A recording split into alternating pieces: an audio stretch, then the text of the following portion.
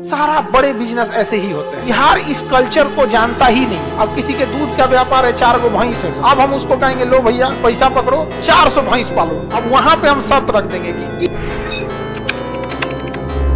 अगर हमसे कोई कहेगा कि भाई एक काम करिए आप, सपोज हम जैसा हर काम आदमी तो नहीं कर सकता क्योंकि टाइम की बहुत कमी है और आदमी उतना स्किल नहीं है, हर चीज में तो आदमी नहीं स्किल होता।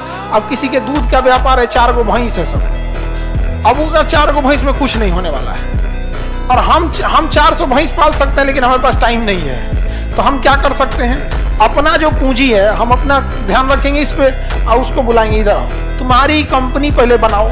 तो पहले तुम एक कंपनी बनाओ ताकि हम तुम्हें कानूनी रूप से वो कर सके।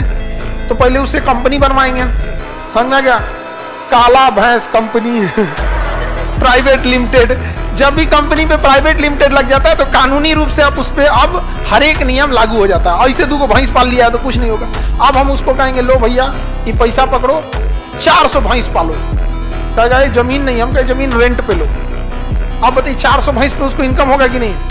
अब पहले उसका कंपनी बनवा दिए हैं, अब वहां पे हम शर्त रख देंगे कि इस पैसा के एवज में हम तुम्हारी कंपनी का 50% हिस्सेदारी ले लेते हैं। भैंस पालेगा वो, खिलाएगा वो, भैंस दूहेगा वो, गाय दूध बेचेगा वो, पैसा आएगा आधा ले जाएंगे हम अपना पठन पाठन का काम करते रहेंगे, हमारा काम इधर होते रहेगा। उसको भी तो फायदा हुआ, 2 गो भैंस में क्या कर पाता।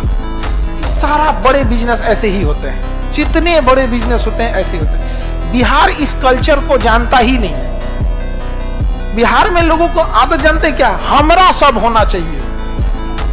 बिहार के लोगों को ये किराए के मकान पे बिजनेस करो, किराए की हमरा जमीन होना चाहिए, लेकर जमीन अपन। आप अगर ये सोचते कि पटना में लॉज में जिसमें रह रहे हैं या जिस हॉस्टल में रह रहे हैं हॉस्टल आपका होना चाहिए तो इस जन्म में तो पढ़िए नहीं पाते। तो यही चीज अगर कोई बिजनेस में सोचेगा तो इस जन्म में तो उससे बिजनेस हो गया, कभी नहीं हो सकता है बिजनेस। यार समझ में आ गया कि नहीं गया।